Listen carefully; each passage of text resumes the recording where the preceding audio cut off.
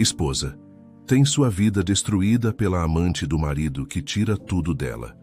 Em um plantão, após recomeçar sua vida, ela fica paralisada ao ver a mulher que destruiu sua vida na mesa de cirurgia. Paula acreditava que a felicidade era um lugar sólido, uma construção feita de tijolos, carinho e promessas cumpridas. Aos 34 anos, ela olhava para sua vida e via um cenário digno de cinema. Sua casa era um refúgio de paz, com janelas imensas que deixavam o sol iluminar os móveis planejados e o jardim que ela mesma cuidava com tanto zelo. Casada há 10 anos com João, ela se sentia a mulher mais sortuda do mundo. João era um homem de presença, um empresário que exalava sucesso e segurança. No início do casamento, quando Paula ainda estava no 5º ano de medicina, ele segurou suas mãos e, com um olhar que ela jurava ser de puro amor, mudou o curso de sua vida. Meu amor, por que você vai se desgastar em plantões intermináveis e noites sem dormir? João disse na época, enquanto jantavam à luz de velas. Eu já conquistei o suficiente para nós dois. Eu quero cuidar de você.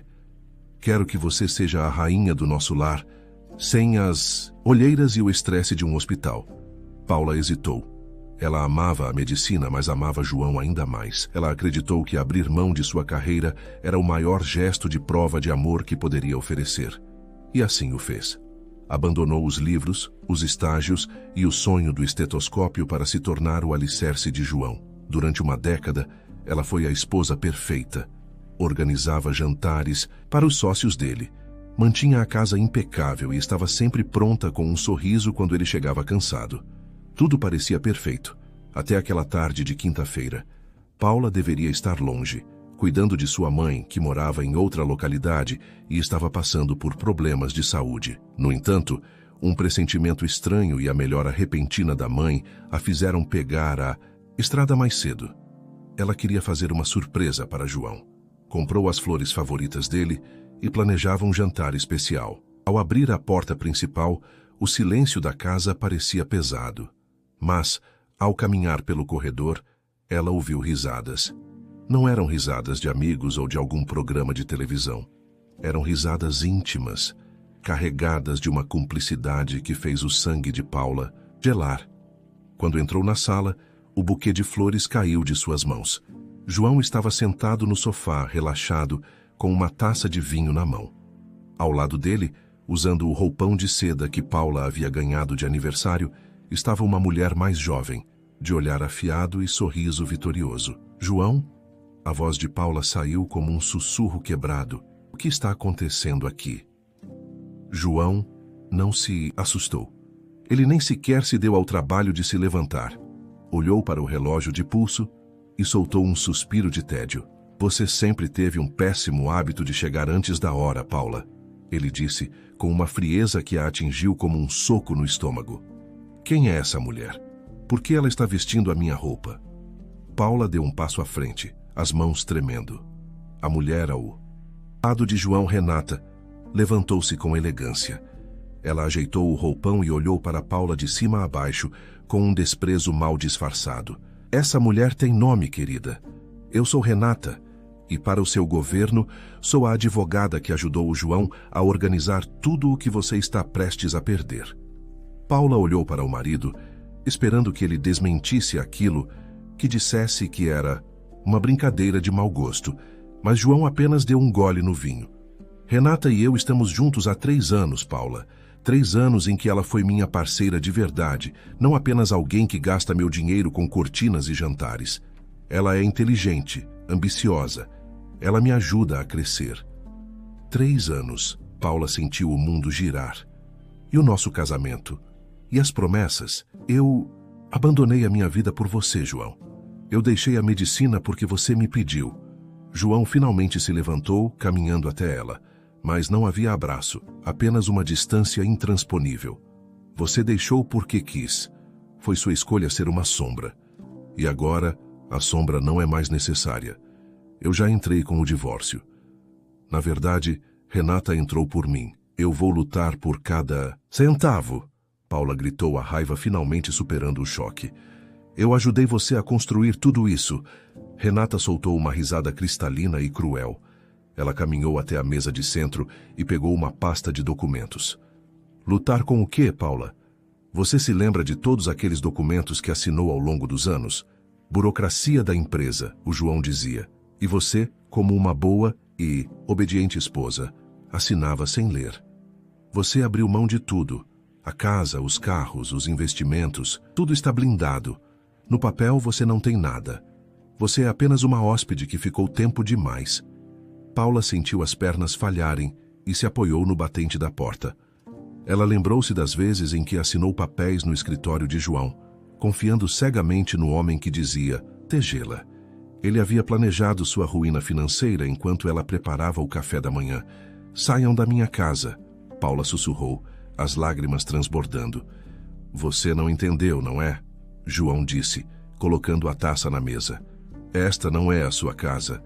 Renata e eu temos um jantar para comemorar nossa nova fase. Eu quero que você pegue suas roupas e saia. Agora, em estado de choque, Paula subiu as escadas. Seus movimentos eram automáticos. Ela pegou 2 malas e jogou o que pôde dentro delas. Não tocou nas joias, nos relógios caros ou em nada que lembrasse a vida de luxo que agora ela sabia era apenas uma gaiola dourada. Ao descer, ela viu os dois rindo na cozinha, ignorando sua dor como se ela fosse um móvel velho sendo descartado. Ela parou na porta segurando as alças das malas com tanta força que os nós dos dedos ficaram brancos. Você acha que me destruiu, João? Paula disse, a voz embargada, mas carregada de uma promessa silenciosa. Você tirou meu dinheiro e minha casa. Mas você não pode tirar quem eu sou. Um dia vocês vão descobrir o erro que cometeram. João nem sequer se virou. Renata apenas acenou com os dedos um adeus cínico. Paula saiu para a rua. O céu estava escurecendo e uma brisa fria começou a soprar. Ela pegou o celular e tentou ligar para Carla, sua melhor amiga de anos. Carla, por favor, eu preciso de ajuda. O João, ele me expulsou de casa. Ele estava com outra. Vi um silêncio desconfortável do outro lado da linha. Paula, eu sinto muito, mas eu não quero me envolver. A Renata me ligou mais cedo. Ela explicou que você está passando por um surto, que está instável. Eu tenho uma reputação a zelar, entende? O João é um homem influente. É melhor você procurar ajuda profissional. O telefone ficou mudo. Paula olhou para o aparelho, sentindo o isolamento completo. Renata não havia apenas roubado seu marido e seus bens. Ela havia envenenado suas amizades, destruindo sua imagem antes mesmo de Paula saber que estava em guerra. Sem ter para onde ir e com poucos trocados na carteira, Paula caminhou até a rodoviária. Sentou-se em um banco de metal gelado, cercada pelo barulho de motores e pelo movimento de estranhos que não faziam ideia de que ali uma vida acabava de ser reduzida a cinzas. Ela abraçou suas malas e chorou. Chorou pela década perdida, pela confiança traída e pela mulher que ela havia esquecido de ser. Uma faxineira que limpava o saguão passou por ela e parou por um segundo. Moça, o mundo não para por causa de uma tempestade. A mulher disse, com a sabedoria de quem já tinha visto muitas partidas. Enxugue o rosto. Amanhã o sol nasce de novo. Paula olhou para cima, limpando as lágrimas com as costas da mão. Eu sei, Paula respondeu, sentindo um pequeno foco de resistência acender em seu peito. Mas amanhã eu vou começar a construir um mundo onde ninguém nunca mais vai me dizer o que eu posso ou não ser. Ali, naquele banco de rodoviária, a esposa traída começou a morrer para que a médica que ela abandonou pudesse finalmente começar a renascer. Os 6 meses seguintes foram um teste de sobrevivência que Paula jamais imaginou enfrentar. O conforto dos lençóis de fios egípcios foi substituído por um colchão fino e amarelado em uma pensão barata no subúrbio. O quarto era tão pequeno que, se ela estendesse os braços, tocava as paredes descascadas. O cheiro de mofo e comida barata impregnava suas poucas roupas. E o silêncio da noite era constantemente quebrado por discussões nos quartos vizinhos ou pelo som de sirenes na rua. Paula gastou seus últimos trocados em passagens de ônibus para procurar emprego. Sem experiência recente e sem referências, as portas se fechavam uma após a outra. Ela, que um dia organizou eventos para a alta sociedade, agora implorava por uma chance de segurar uma vassoura. Para não passar fome, Paula aceitou tudo. Começou limpando escritórios durante a madrugada. Suas mãos, que deveriam estar segurando bisturis, agora mergulhavam em baldes de água com cloro. Depois, corria para uma lanchonete de bairro para servir mesas no almoço. E à noite trabalhava como caixa em um pequeno supermercado. Dormia pouco, comia mal e sentia o peso da humilhação cada vez que um cliente a tratava com grosseria. Certa noite, exausta e com as costas latejando, ela abriu sua mala em busca de um agasalho. No fundo, escondido entre as peças de roupa, encontrou um caderno de capa dura, gasto pelo tempo. Era seu caderno de anatomia do 5º ano de medicina. Ela sentou-se no chão da pensão e folheou as páginas. Viu seus desenhos detalhados de corações, nervos e artérias. Viu suas anotações precisas nas margens. Uma lágrima caiu sobre o desenho de um ventrículo. O que eu fiz com a minha vida? Ela sussurrou para o quarto vazio. Eu era alguém. Eu tinha um propósito. A dor da traição de João ainda queimava, mas ali, olhando para aquele caderno, a dor de ter abandonado a si mesma começou a doer mais. Ela percebeu que João não tinha tirado tudo dela. Ele tinha tirado apenas o que era material. A inteligência e a vocação ainda estavam lá, soterradas por anos de submissão. O destino resolveu agir 2 semanas depois. Paula estava fazendo a limpeza dos corredores de um hospital público, um trabalho extra que conseguiu para pagar o aluguel atrasado. Ela empurrava o carrinho de limpeza de cabeça baixa, quando uma mulher de cabelos grisalhos e jaleco branco parou em sua frente, deixando cair uma pasta cheia de prontuários. Paula prontamente se abaixou para ajudar. Ao entregar os papéis, seus olhos encontraram os da mulher. O choque foi mútuo. Paula Martins? A mulher perguntou, ajustando os óculos. Paula sentiu um nó na garganta. Era a Dona Marta, sua antiga professora e coordenadora de ensino da faculdade. Uma mulher firme, mas que sempre acreditou no potencial de seus alunos. Dona Marta... Paula tentou esconder as mãos sujas de produtos de limpeza, mas era tarde demais. Marta olhou para o uniforme de limpeza de Paula e depois para o rosto abatido da ex-aluna, que agora estava muito mais magra. O que você está fazendo aqui com esse uniforme, minha filha? Você era a minha melhor aluna. Por onde você andou nesses últimos 10 anos? Paula não aguentou.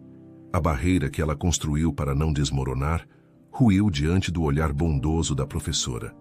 Marta a levou para sua sala particular, serviu um copo de água e ouviu tudo.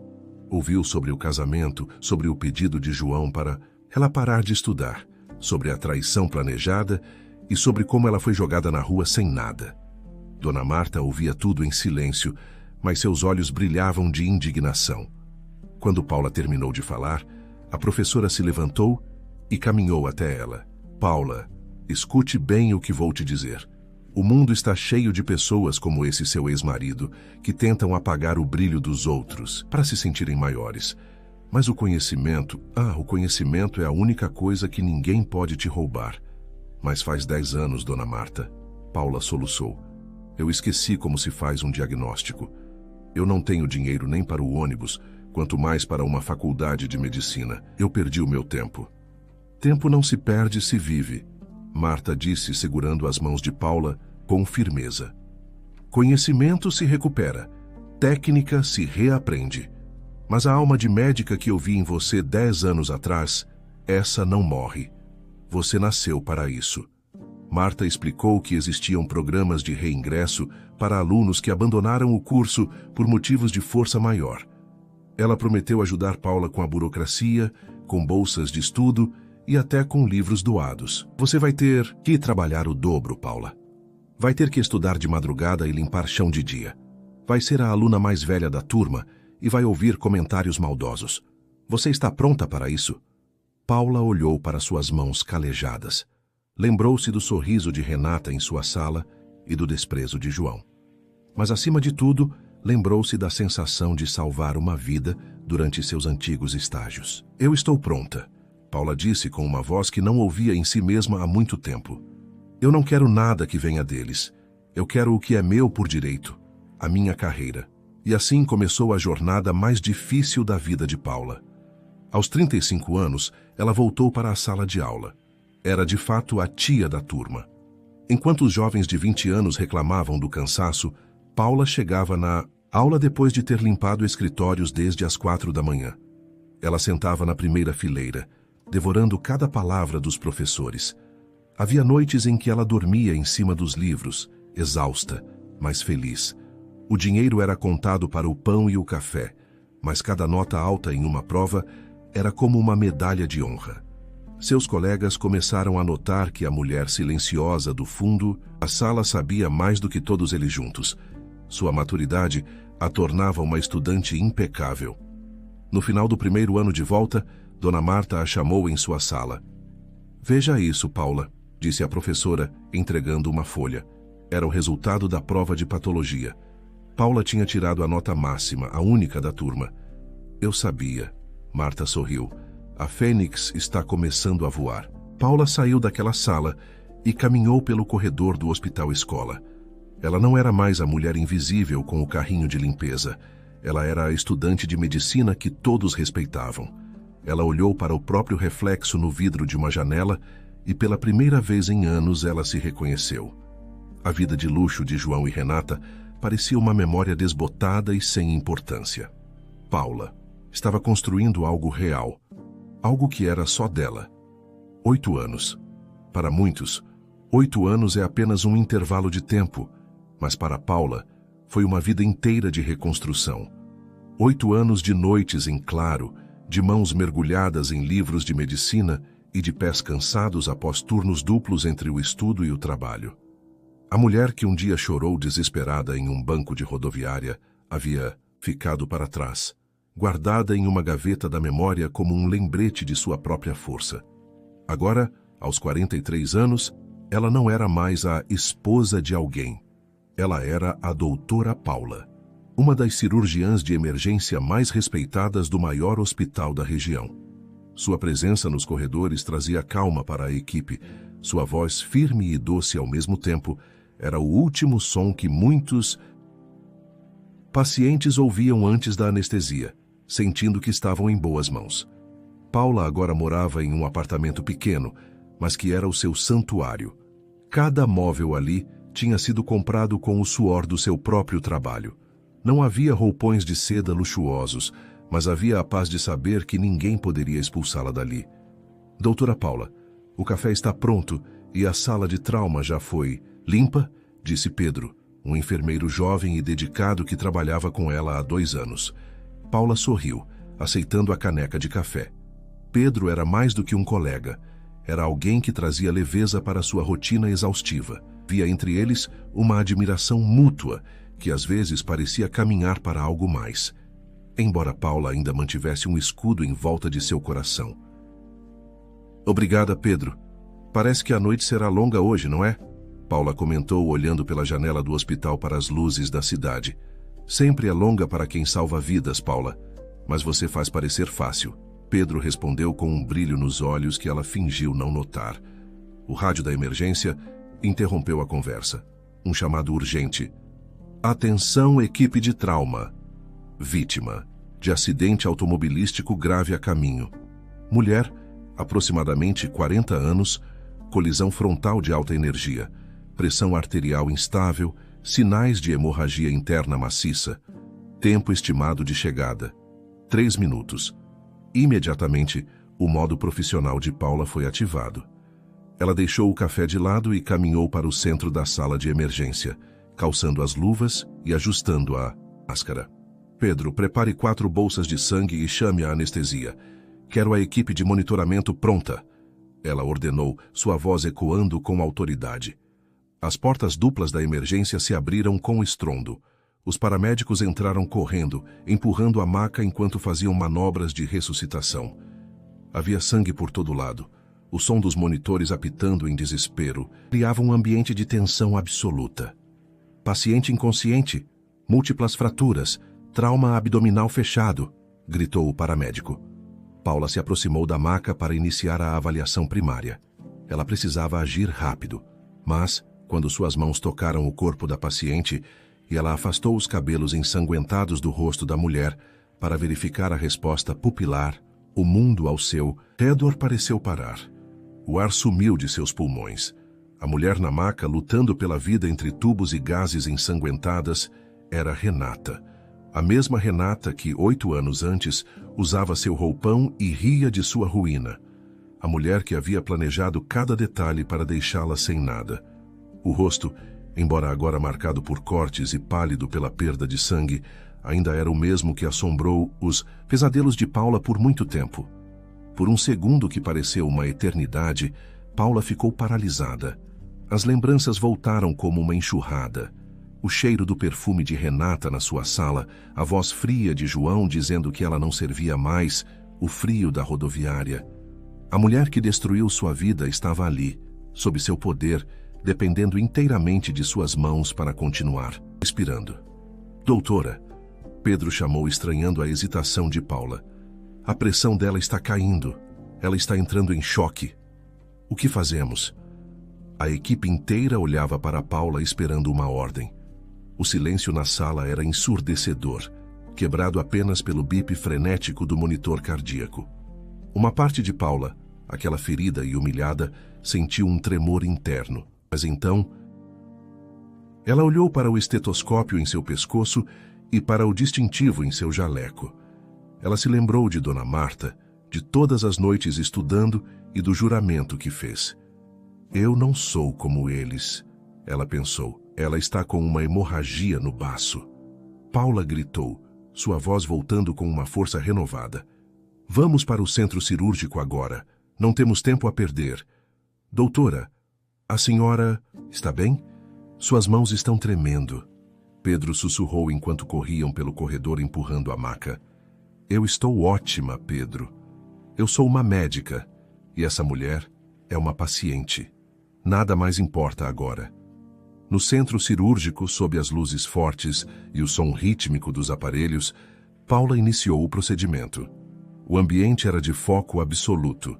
Ela abriu a cavidade abdominal com a precisão de quem nasceu para aquilo. Cada vaso grampeado, cada ponto dado, era um ato de profissionalismo que transcendia qualquer dor pessoal. Enquanto operava, Paula não via mais a amante do marido. Via apenas anatomia, tecidos e a fragilidade da vida humana. Renata estava ali, vulnerável, e Paula era a única barreira entre ela e a morte. Foram 3 horas de uma batalha exaustiva. Houve momentos em que o coração de Renata quase parou, mas Paula a trouxe de volta todas as vezes. Ela não permitiu que a morte levasse aquela mulher, não por amor a ela, mas por respeito à própria carreira que tanto lutou para construir. Quando finalmente deu o último ponto na sutura, Paula se afastou da mesa cirúrgica. Suas costas doíam, seu rosto estava suado sob a máscara, mas seus olhos estavam limpos. Ela está estável, Paula disse para a equipe. Levem-na para a recuperação. Monitorem os sinais vitais a cada 15 minutos. Ela saiu do centro cirúrgico e caminhou até a área de higienização. Retirou as luvas e lavou as mãos demoradamente, deixando a água fria acalmar seus nervos.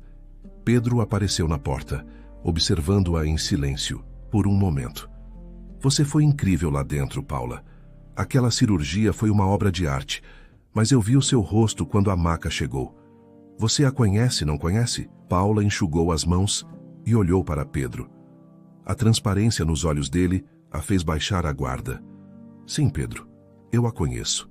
Ela é a mulher que tirou tudo de mim 8 anos atrás. A mulher que ajudou meu ex-marido a me jogar na rua sem um centavo. Pedro arregalou os olhos em choque. E mesmo assim você a salvou? Com toda essa dedicação? Paula caminhou até a janela, vendo o sol começar a nascer no horizonte. Se eu a deixasse morrer, ou se fizesse um trabalho mal feito, eu estaria dando a ela a última coisa que ainda restava de mim, a minha integridade. Salvando a vida dela, eu provei que ela não tem mais nenhum poder sobre quem eu sou. Você é uma mulher gigante, Paula, Pedro disse, aproximando-se e colocando a mão em seu ombro. Agora, Paula disse, voltando à sua postura profissional, eu preciso verificar os outros pacientes. O plantão ainda não acabou. Mas, no fundo, Paula sabia que algo havia mudado. O reencontro com Renata não trouxe ódio, trouxe uma conclusão. No entanto, O que ela ainda não sabia era que Renata, ao acordar, traria segredos que mudariam o rumo daquela história para sempre. O passado estava batendo à porta e Paula teria que decidir se estava pronta para ouvir a verdade. O sol da manhã entrava timidamente pelas frestas da persiana da unidade de terapia intensiva. Paula, que mal havia pregado os olhos após a cirurgia, estava ao lado do monitor de Renata. O bip constante que antes parecia um sinal de guerra, agora era um ritmo de paz. A paciente estava estável. Quando os olhos de Renata finalmente se abriram, a confusão inicial deu lugar a um pânico silencioso ao reconhecer o rosto acima dela. Ela tentou falar, mas a máscara de oxigênio e a fraqueza a impediram. Não tente falar. Agora, Renata. Você passou por uma cirurgia muito delicada, Paula disse, sua voz mantendo um tom profissional, desprovido de qualquer amargura. Eu sou a sua médica e vou cuidar para que você se recupere. Lágrimas começaram a escorrer pelo rosto de Renata, misturando-se aos curativos. Ela balançou a cabeça negativamente, como se não aceitasse aquela bondade. Somente horas depois, quando a sedação diminuiu e ela foi autorizada a falar baixo, é que a verdade começou a emergir. Por que, Paula? Renata sussurrou, a voz falha. Por que você não me deixou lá? Eu tirei tudo de você. Eu planejei cada passo daquela humilhação. Eu não merecia as suas mãos me salvando. Paula sentou-se na beira do leito, olhando para as próprias mãos, mãos que haviam sido calejadas pelo trabalho pesado e que agora eram instrumentos de cura. No início eu também me perguntei isso, Paula confessou honestamente. Mas a resposta é simples. Eu não sou você. Eu lutei muito para me tornar a mulher que sou hoje. Se eu permitisse que o ódio guiasse meu bisturi, eu estaria entregando a você a única coisa que você não conseguiu me roubar. A minha dignidade. Eu salvei você porque é isso que eu faço.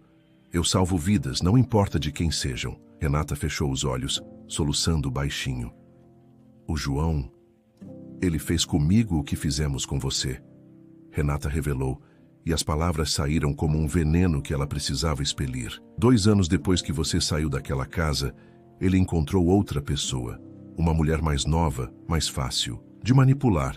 Ele usou as mesmas brechas jurídicas que eu criei para ele. Ele me deixou na rua, Paula.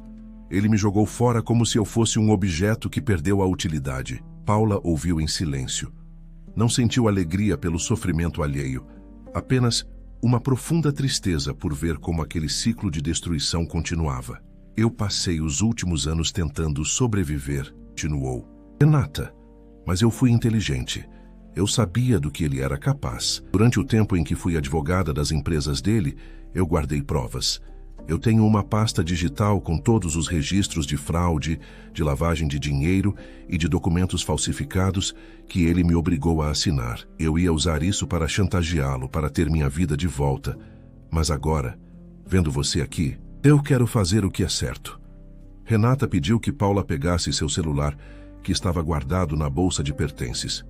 Com dedos trêmulos, ela deu as senhas e indicou onde os arquivos estavam escondidos. Use isso, Paula. Entregue para as autoridades. Não faça por mim, faça por você. E por todas as outras que ele ainda vai destruir se não for parado. O João não é apenas um traidor. Ele é um criminoso. No dia seguinte, a paz do hospital foi interrompida por uma presença indesejada. João entrou na recepção da ala de trauma, vestindo um terno caro, mas com um olhar que exalava desespero. Ele havia descoberto sobre o acidente e sabia que Renata tinha os arquivos que poderiam colocá-lo atrás das grades. Ele caminhou pelo corredor com a arrogância de sempre, mas parou bruscamente ao ver Paula de jaleco branco e estetoscópio saindo de um quarto. Paula? Ele perguntou, a voz falhando.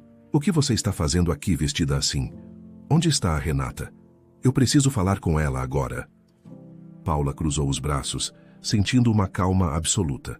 O homem que um dia ela viu como um gigante, agora parecia minúsculo diante dela. Você não vai a lugar nenhum, João, Paula disse, sua voz ecoando com autoridade. Este hospital é o meu lugar de trabalho, e a sua entrada aqui não foi autorizada pela paciente. Não me venha com essa, Paula. Você ainda é aquela dona de casa que eu sustentei por anos. Saia da frente, eu tenho assuntos pendentes com aquela mulher. João deu um passo à frente tentando intimidá-la. Pedro, o enfermeiro, apareceu imediatamente ao lado de Paula, acompanhado por 2 seguranças do hospital. Algum problema, doutora Paula? Pedro perguntou, encarando João com firmeza. Nenhum, Pedro.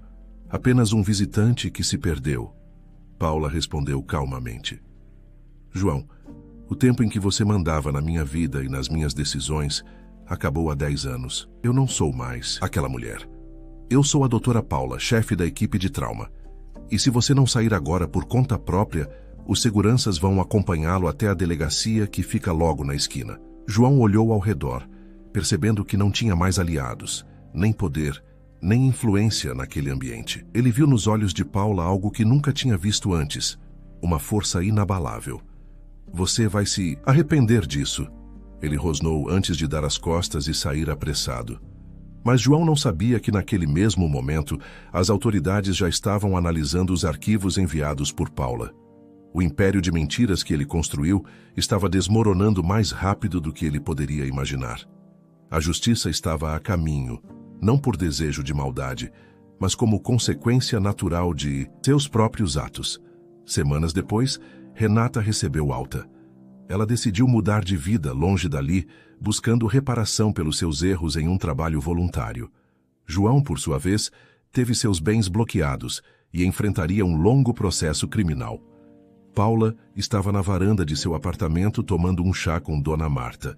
A professora olhava para a ex-aluna com um orgulho que não cabia no peito. Você encerrou o ciclo, Paula, Marta disse sorrindo. Você salvou a vida dela e, ao fazer isso, libertou a sua de vez. Eu finalmente sinto que a conta está paga, Marta. Paula respondeu, olhando para o horizonte. A maior conquista não foi ver o João enfrentar as consequências, mas perceber que eu não precisava da ruína dele para ser feliz. Eu já era feliz antes mesmo de ele aparecer naquele hospital. Naquela noite, Pedro passou no apartamento de Paula. Eles saíram para uma caminhada em um parque próximo, conversando sobre o futuro, sobre novos projetos no hospital e sobre a vida que ainda estava por vir. Sabe, Paula? Pedro disse, segurando a mão dela, enquanto caminhavam sob as estrelas. Eu sempre soube que você era uma médica incrível, mas depois de tudo o que aconteceu, eu descobri que você é o ser humano mais admirável que eu já conheci. Paula sorriu, e desta vez não havia sombras em seu olhar. Ela parou, respirou o ar puro da noite e sentiu que, pela primeira vez em muito tempo, seu coração estava inteiramente em... Ela não era mais a mulher que perdeu tudo. Ela era a mulher que, ao ser testada pelo destino, escolheu a bondade em vez do rancor, a cura em vez da dor e o trabalho em vez da submissão. Paula havia reconstruído seu próprio paraíso, e desta vez ele era feito de uma verdade que ninguém jamais poderia destruir.